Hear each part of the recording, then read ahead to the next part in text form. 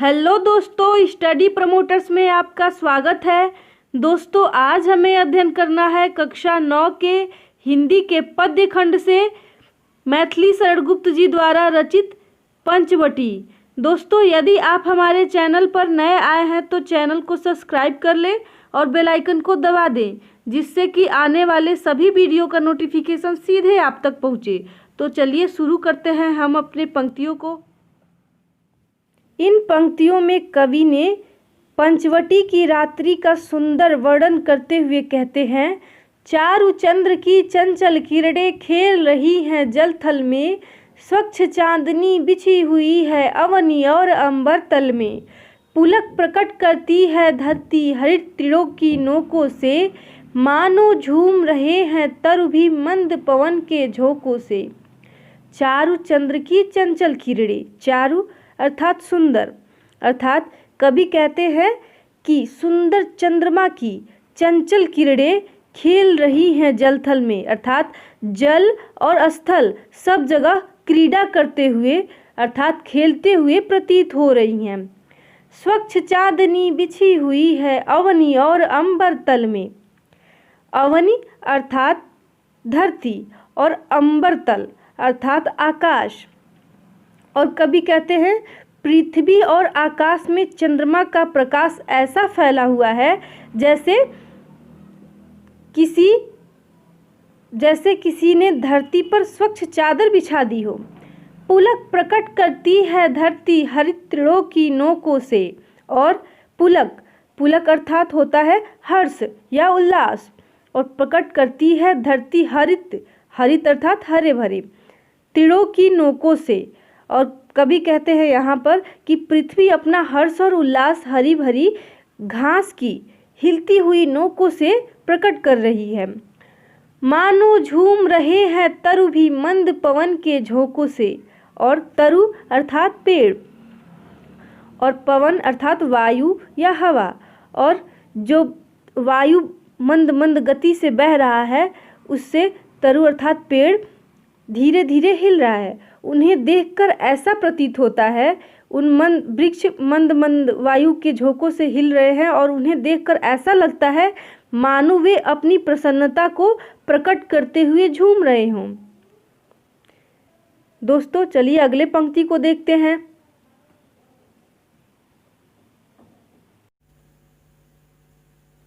इन पंक्तियों में कवि लक्ष्मण जी के व्यक्तित्व का वर्णन करते हैं। पंचवटी की छाया में है सुंदर पड़ कुटीर बना, उसके सम्मुख स्वच्छ शिला पर धीर वीर निर्भीक मना, जाग रहा यह कौन धनुर्धर जबकि भुवन भर सोता है, भोगी कुसुमायुध योगी सा बना दृष्टिगत होता है। पंचवटी की छाया में है सुंदर पड़ कुटीर बना, पड़ कुटीर अर्थात पत्तों की कुटिया। कवि कहते हैं कि पंचवटी की छाया में सुंदर पत्तों की कुटिया बनी हुई है और उसके सम्मुख स्वच्छ शिला पर धीर वीर निर्भीक मना, और उस कुटिया के सामने साफ पत्थर की एक शिला रखी हुई है। उस पर कोई धनुष को धारण किए हुए व्यक्ति धैर्यशाली वीर तथा निडर मन वाला व्यक्ति है, और जाग रहा यह कौन धनुर्धर जबकि भुवन भर सोता है। भुवन अर्थात संसार। और कवि कहते हैं कि जो धैर्यशाली वीर तथा निडर मन वाला व्यक्ति है वह जाग रहा है, जबकि सारा संसार रात के शांत वातावरण में सोया हुआ है। भोगी कुसुमायुध योगी सा बना दृष्टिगत होता है। कुसुमायुध अर्थात कामदेव, और भोगी अर्थात सांसारिक सुखों में लिप्त।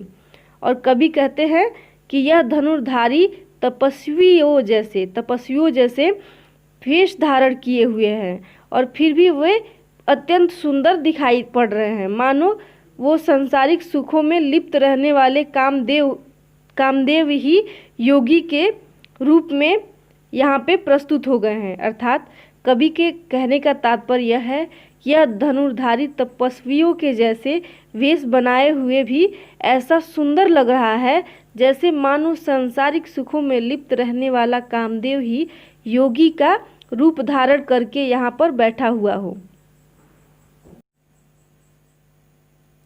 किस व्रत में है व्रती वीर यह निद्रा का यो त्याग किए, राजभोग के योग्य विपिन में बैठा आज विराग लिए।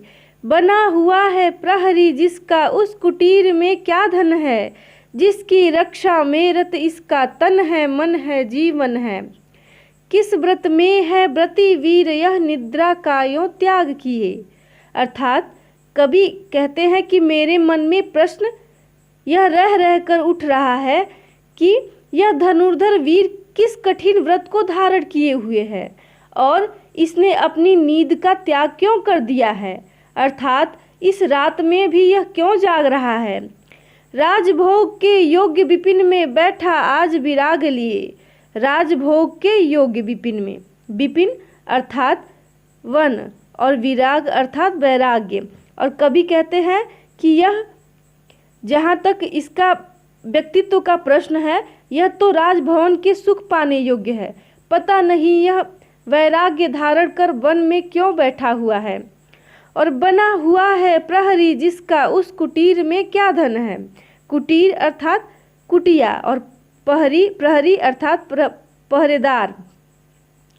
और फिर कवि कहते हैं कि बना हुआ है प्रहरी जिसका उस कुटीर में क्या धन है, कि यह जो वीर व्यक्ति है जिस कुटिये का पहरेदार बना हुआ है, उस कुटिये में ऐसा कौन सा धन है, जिसकी रक्षा में रत इसका तन है मन है जीवन है। और निश्चय ही कवि कहते हैं कि निश्चय ही इसमें कोई बहुत ही बहुमूल्य वस्तु है, जिसकी रक्षा में इसने अपने तन अर्थात शरीर और मन और जीवन तीनों ही लगा रखा है। चलिए अगले पंक्ति को देखते हैं। मृत्युलोक मालिन्य मेटने स्वामी संग जो आई है, तीन लोक की लक्ष्मी ने यह कुटी आज अपनाई है। वीर वंश की लाज यही है फिर क्यों वीर न हो प्रहरी, विजन देश है निशा शेष है निशाचरी माया ठहरी। मृत्युलोक मालिन्य मेटने, मृत्युलोक अर्थात मृत्युलोक या संसार, मालिन्य अर्थात दोष या पाप। कवि मैथिली शरण गुप्त जी कहते हैं कि अपने स्वामी के साथ जो मृत्युलोक के सांसारिक दुखों और क्लेशों को समाप्त करने के लिए यहाँ पर आई हैं, तीन लोक की लक्ष्मी ने यह कुटी आज अपनाई है। अर्थात यह जो आई हैं अपने स्वामी के संग, वह तीनों लोकों की लक्ष्मी है। अर्थात तीनों लोकों की लक्ष्मी महारानी सीता ने यह कुटी आज अपनाई है। वीर वंश की लाज यही है फिर क्यों वीर न हो प्रहरी। अर्थात कवि कहते हैं कि यह जो स्त्री आई हैं, जो सीता है, वह वीर वंश की लाज है। अर्थात इस कुटिया में रहने वाली सीता वीर वंश की मर्यादा है, इसीलिए इस कुटिया की प्रहरदार भी अत्यधिक वीर होना चाहिए।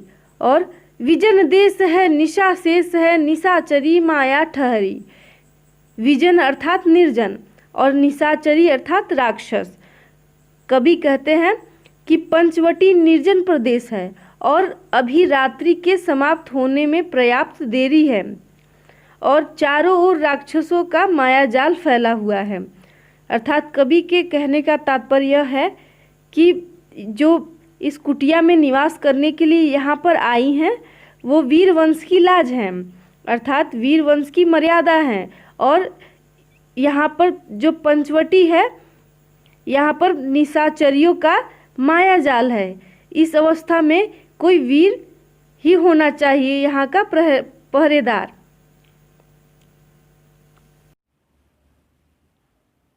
क्या ही स्वच्छ चांदनी है यह, है क्या ही निस्तब्ध निशा, है स्वच्छंद सुमंद गंध वह निरानंद है कौन दिशा। बंद नहीं अब भी चलते हैं नियति नटी के कार्यकलाप, पर कितने एकांत भाव से कितने शांत और चुपचाप। क्या ही स्वच्छ चांदनी है यह, है क्या ही निस्तब्ध निशा। अर्थात कवि कहते हैं स्वच्छ, निस्तब्ध अर्थात होता है सन्नाटे से भरी हुई। कवि कहते हैं कि पंचवटी में जो दूर दूर तक चांदनी फैली हुई थी, वह बहुत ही साफ दिखाई दे रही थी और रात्रि के सन्नाटे में अर्थात वो रात्रि में सन्नाटे से भरी हुई थी और वहाँ पर कोई भी शब्द नहीं हो रहा था, अर्थात कोई भी आवाज़ें नहीं सुनाई दे रही थी। है स्वच्छंद सुमंद गंध वह निरानंद है कौन दिशा। स्वच्छंद अर्थात स्वतंत्र और सुमंद अर्थात मंद मंद और गंध अर्थात हवा या वायु। कभी कहते हैं यहाँ पर कि वायु स्वच्छंद गति से अपनी स्वतंत्र चाल से मंद मंद बह रही थी और इस समय उत्तर पश्चिम या पूरब पश्चिम उत्तर दक्षिण सारे दिशाओं में आनंद ही आनंद व्याप्त था और उस दिशाओं में कोई भी दिशा ऐसा नहीं था जहाँ पर आनंद न हो, अर्थात वह कोई भी दिशा ऐसा नहीं था जहाँ पर आनंद रहित हो। बंद नहीं अब भी चलते हैं नियति नदी के कार्यकलाप और ऐसे समय में नियति रूपी नर्तकी, नियति नटी अर्थात नियति रूपी नर्तकी के समस्त कार्यकलाप संपन्न हो रहे थे और उसमें कोई भी रुकावट नहीं आ रही थी। पर कितने एकांत भाव से, कितने शांत और चुपचाप। और जो नियति रूपी नर्तकी थी वह अपने क्रियाकलापों को बहुत ही शांति से संपन्न कर रही थी और चुपचाप, और वह नियति रूपी नर्तकी अकेले अपने काम को चुपचाप अपने कर्तव्यों का निर्वहन किए जा रही थी, अर्थात उसका कोई भी मदद नहीं कर रहा था, वह अकेले ही अपने क्रियाकलापों को संपन्न कर रही थी। यहाँ पर कवि क्या करते हैं, पंचवटी के रात्रि सौंदर्य का वर्णन करते हैं। चलिए अगले पंक्ति को देखते हैं। है बिखेर देती वसुंधरा मोती सबके सोने पर, रवि बटोर लेता है उनको सदा सवेरा होने पर, और विरामदायिनी अपनी संध्या को दे जाता है, शून्य श्याम तनु जिससे उसका नया रूप झलकाता है बिखेर देती वसुंधरा मोती सबके सोने पर, अर्थात वसुंधरा अर्थात होता है पृथ्वी। कवि कहते हैं कि लक्ष्मण जी सोचते हैं कि रात्रि में सबके सो जाने पर वह पृथ्वी चारों ओर ओस रूपी मोतियों को बिखेर देती है, अर्थात ओस की बूंदें मोतियों के समान प्रतीत होता है और इसलिए वह ऐसा लगता है कि मानो धरती ने अपने झोली से मोतियों को पृथ्वी पर बिखेर दिए हों। और रवि बटोर लेता है उनको सदा सवेरा होने पर, रवि अर्थात सूर्य। और कवि कहते हैं कि इसके बाद जब रात्रि समाप्त होती है, जब प्रातः काल होता है, तो सूर्य अपने रश्मियों के साथ उदित होता है और वह इन मोतियों को बटोरकर अपने गोद में भर लेता है। अर्थात कवि के कहने का तात्पर्य यह है कि प्रातः काल में ओस की बूंदें सूर्य के ताप से सूख जाती हैं और विरामदायिनी अपनी संध्या को दे जाता है, विरामदायिनी अर्थात आराम देने वाली। और कवि कहते हैं कि सूर्य इन मोतियों को एकत्र करके अपने पास नहीं रखता है, वह इन सभी मोतियों को इकट्ठा करके आराम देने वाली संध्या को अर्पित कर देता है और मानो आराम के बदले यह मोती संध्या को सौंप देता है सूर्य। और शून्य श्याम तनु जिससे उसका नया रूप झलकाता है, शून्य अर्थात आकाश। और कवि कहते हैं कि सूर्य के द्वारा दिए हुए मोतियों को आकाश में तारागणों के रूप में फिर से वह हमारे नेत्रों के सामने चमकने लगते हैं और उन्हें देखकर ऐसा प्रतीत होता है जैसे संध्या ने अपने श्याम शरीर को इन मोतियों से सजा लिया हो और उनका नवीन सौंदर्य झलक रहा हो। सरल तरल जिन तुहिन कणों से हस्ती हर्षित होती है, अति आत्मीया प्रकृति हमारे साथ उन्हीं से रोती है, अनजानी भूलों पर भी वह अदय दंड तो देती है, पर बूढ़ों को भी बच्चों सा सदैव भाव से सेती है। सरल तरल जिन तुहिन कणों से हस्ती हर्षित होती है, सरल तरल, तरल अर्थात बहने वाले या पिघले हुए। अर्थात कवि मैथिली शरण गुप्त जी कहते हैं कि प्रकृति अपनी ओस की जिन बूंदों के माध्यम से अपनी प्रसन्नता और हर्ष को प्रकट करती है, अति आत्मीया प्रकृति हमारे साथ उन्हीं से रोती है।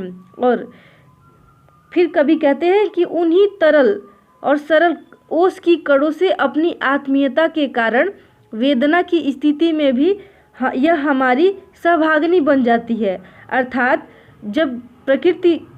जब वेदना से परिपूर्ण होती है तो वह ओस रूपी अश्रु को अपने नेत्रों से बहाती है और अनजानी भूलों पर भी वह अदय दंड तो देती है।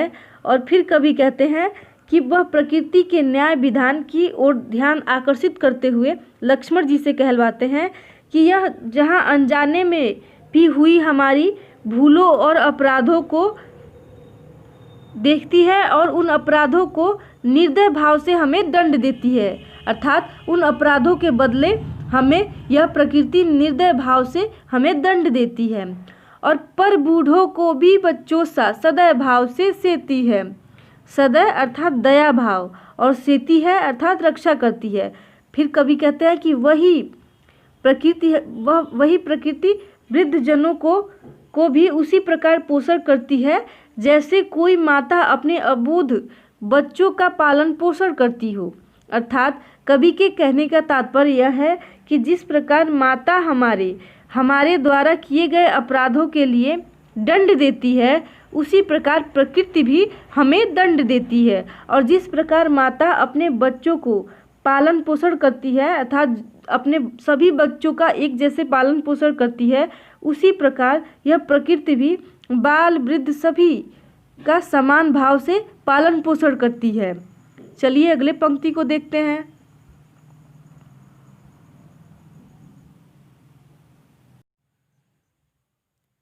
तेरह वर्ष व्यतीत हो चुके पर है मानो कल की बात, वन को आते देख हमें जब आर्त अचेत हुए थे तात। अब वह समय निकट ही है जब अवधि पूर्ण होगी वन की, किंतु प्राप्ति होगी इस जन को इससे बढ़कर किस धन की। इन पंक्तियों में कवि कहते हैं कि जब लक्ष्मण जी स्वच्छ चांदनी में बैठे हैं और वे कुटिया में सोई हुई सीता जी का पहरेदारी कर रहे हैं, और वह वहाँ बैठे ही अपने अतीत के बारे में सोचते हैं और कहते हैं 13 वर्ष व्यतीत हो चुके पर है मानो कल की बात। लक्ष्मण जी कहते हैं कि वनवास की अवधि के 13 वर्ष बीत चुके हैं, पर है मानो कल की बात, किंतु ऐसा लगता है जैसे यह कल की ही बात हो। वन को आते देख हमें जब आर्त अचेत हुए थे तात। आर्त अर्थात होता है दुखी, और अचेत अर्थात चेतना शून्य या बेहोश, और तात अर्थात पिता। फिर लक्ष्मण जी कहते हैं कि जब हम लोग वनवास के लिए अयोध्या छोड़ रहे थे तो पिताजी बहुत ही दुखी हुए थे, और उनका दुख इतना गहरा था, अर्थात वे इतने दुखी हुए थे कि वे बेहोश हो गए थे। और अब वह समय निकट ही है जब अवधि पूर्ण होगी वन की। और फिर कहते हैं कि अब 13 वर्ष तो बीत गए हैं और 1 वर्ष ही शेष रह गया है।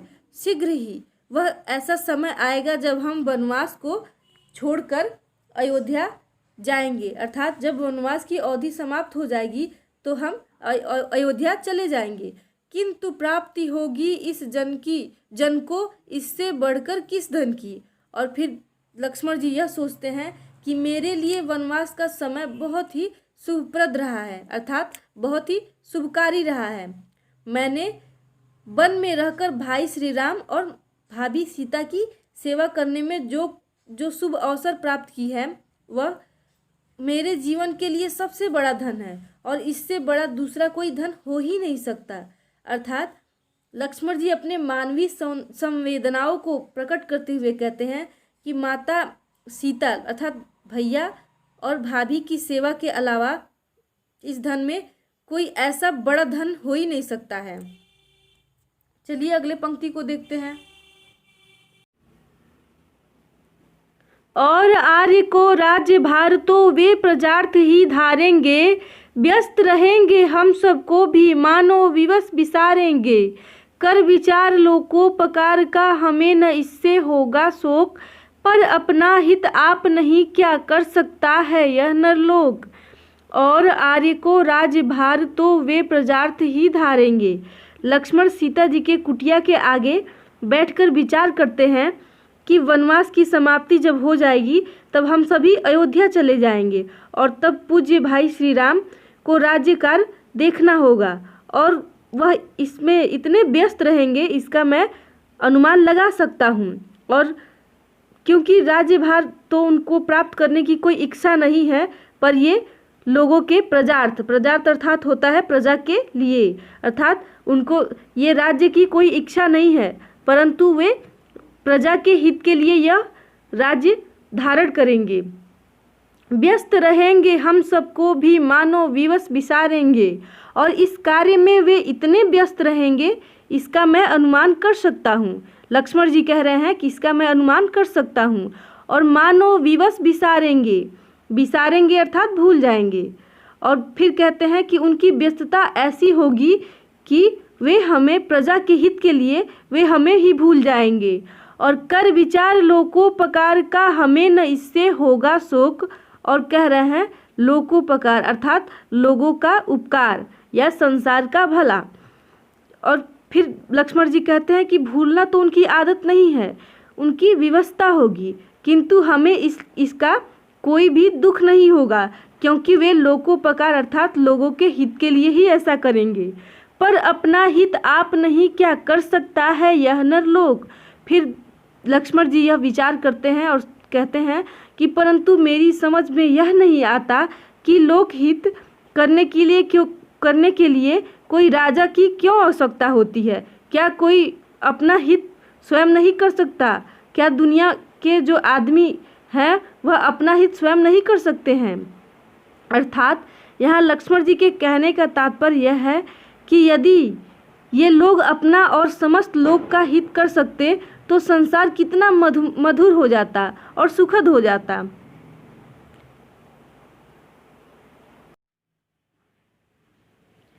दोस्तों, इस प्रकार यह पंचवटी समाप्त होता है। हमें आशा है कि आपको यह कविता ज़रूर पसंद आया होगा। यदि पसंद आया है तो लाइक करें, कमेंट करें और शेयर करें। मिलते हैं अगले वीडियो में।